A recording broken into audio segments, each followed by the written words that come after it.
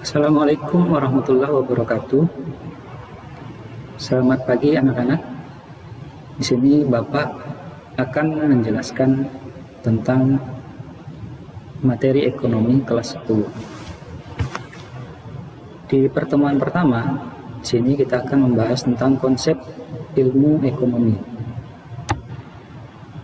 Nah, konsep ilmu ekonomi di sini akan kita bahas tentang apa itu ilmu ekonomi, terus apa saja pembagian ilmu ekonomi, dan apa sih peran dan manfaat mempelajari ilmu ekonomi.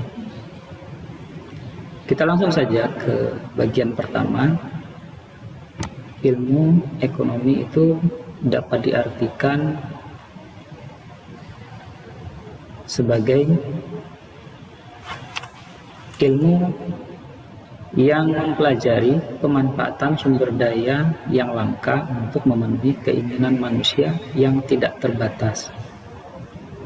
Nah, ini kita ambil langsung dari pengertian ilmu ekonomi berdasarkan Richard G. Lipsey. Sedangkan menurut Adam Smith, bahwa ilmu ekonomi itu adalah penyelidikan tentang keadaan sebab adanya kekayaan negara. Nah, dari masing-masing para ahli ini memang memiliki pengertian yang berbeda tentang ilmu ekonomi. Tetapi mereka juga pasti melihat sudut pandang yang berbeda. Tapi kita cukup mengambil salah satu saja dari kedua pengertian ilmu ekonomi ini dari para ahli Adam Smith dan Richard G. Lipsey. Selanjutnya kita akan masuk ke pembagian ilmu ekonomi. Jadi di dalam ilmu ekonomi itu dibagi menjadi 3, yaitu ilmu ekonomi deskriptif, ada juga teori ekonomi, dan ekonomi terapan. Apa itu ekonomi deskriptif? Nah, ekonomi deskriptif di sini adalah analisa ekonomi yang menggambarkan keadaan ekonomi sebenarnya berdasarkan fakta dalam ekonomi. Contoh, di sini seperti keadaan ekonomi Indonesia tahun 2020 akibat COVID-19. Ini berarti menceritakan analisa ekonomi yang terjadi pada saat kejadian COVID-19 tahun 2020. Contoh lainnya yaitu ekonomi Jepang pasca Perang Dunia Kedua dan sebagainya. Selanjutnya, ada juga teori ekonomi. Apa itu teori ekonomi? Nah, teori ekonomi di sini dibagi menjadi 2. Ada teori ekonomi mikro dan ada juga teori ekonomi makro. Nah, teori ekonomi mikro di sini adalah teori ekonomi yang menitik beratkan pada pelaku ekonomi secara individu dalam rumah tangga, perusahaan, ataupun pasar.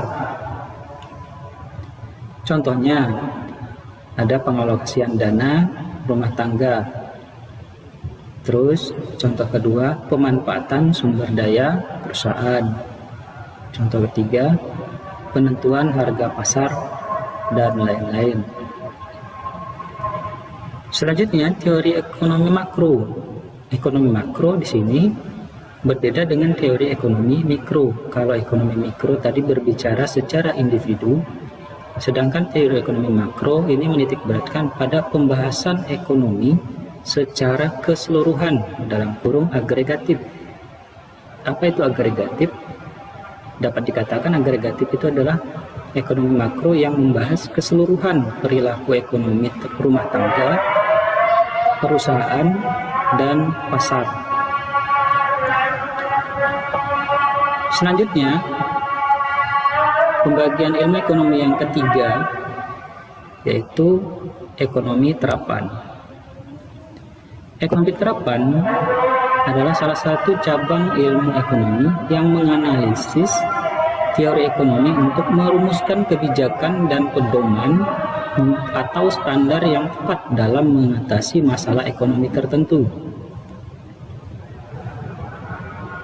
Ekonomi terapan dapat diterapkan pada manajemen keluarga, bisnis, ataupun pemerintah, bidang kesehatan, dan pendidikan. Karena ekonomi terapan itu merupakan adalah ekonomi praktis atau terapan.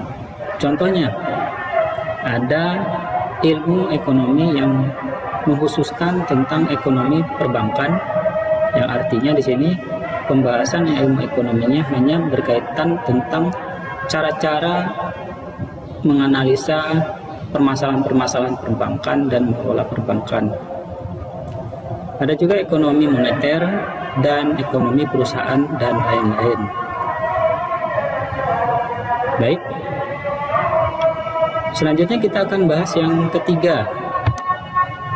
Apa peranan dan manfaat mempelajari ilmu ekonomi?